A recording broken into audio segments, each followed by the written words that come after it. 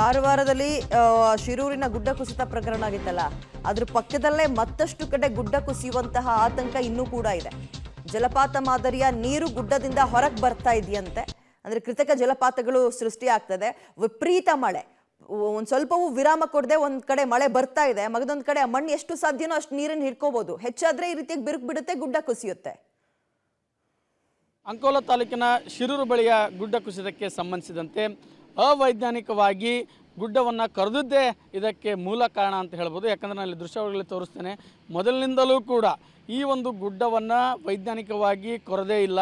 ಬ್ಲಾಸ್ಟನ್ನು ಮಾಡಿ ತಮಗೆ ಎಷ್ಟು ಬೇಕೋ ಅಷ್ಟು ಪ್ರಮಾಣದಲ್ಲಿ ಬ್ಲಾಸ್ಟನ್ನು ಮಾಡಿ ಮಣ್ಣನ್ನು ಬೇರೆಡೆಗೆ ಸಾಗಾಟ ಮಾಡಿರುವಂಥದ್ದು. ಆದರೆ ಮೇಲಿನ ಮಣ್ಣನ್ನು ಮಾತ್ರ ಯಾವುದೇ ಒಂದು ಮುನ್ನೆಚ್ಚರಿಕೆ ಕ್ರಮವಾಗಿ ಅದು ಬೀಳ್ಬೋದು, ಅದಕ್ಕೇನಾದರೂ ಮುನ್ನೆಚ್ಚರಿಕೆ ಕ್ರಮಗಳನ್ನು ತೆಗೆದುಕೊಳ್ಬೇಕು ಅನ್ನೋದು ಎಲ್ಲೂ ಇಲ್ಲ. ನಿಮ್ಗೆ ಇಲ್ಲಿ ದೃಶ್ಯಾವಳಿಯಲ್ಲಿ ಗೊತ್ತಾಗುತ್ತೆ. ಒಂದು ಮರವೂ ಕೂಡ ಹಾಗೇ ಇದೆ ಅಂದರೆ ಆ ಒಂದು ಮಣ್ಣು ತಮಗೆ ಎಷ್ಟು ಬೇಕೋ ಅಷ್ಟೇ ಕೊರೆದಿದೆ. ಸೊ ಈ ಒಂದು ಮಣ್ಣು ಗಟ್ಟಿ ಮಣ್ಣು ಅಲ್ಲ, ನೇರವಾಗಿ ಅದು ರಸ್ತೆಗೆ ಬಂದು ಬೀಳುತ್ತೆ. ಸೊ ಈ ಒಂದು ಸಣ್ಣ ಒಂದು ಮಾಹಿತಿ ಕೂಡ ಇಂಜಿನಿಯರ್ಗಳಿಗಾಗಲಿ ರಸ್ತೆ ನಿರ್ಮಾಣ ಅಧಿಕಾರಿಗಳಿಗೆ ಗೊತ್ತಾಗಲಿಲ್ವಾ ಅನ್ನೋದು ಪ್ರಶ್ನೆ ಇಲ್ಲಿ ನೋಡ್ಬೋದು.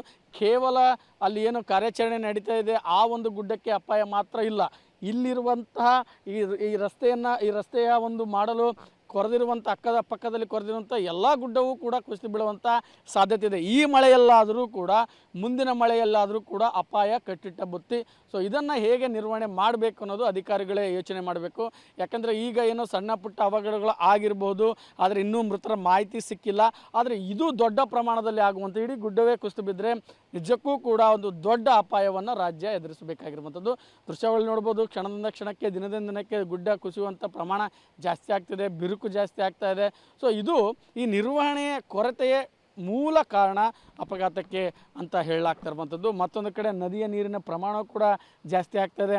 ಅಧಿಕಾರಿಗಳು ಸ್ಥಳದಲ್ಲೇ ಬೀಡುಬಿಟ್ಟಿದ್ದಾರೆ.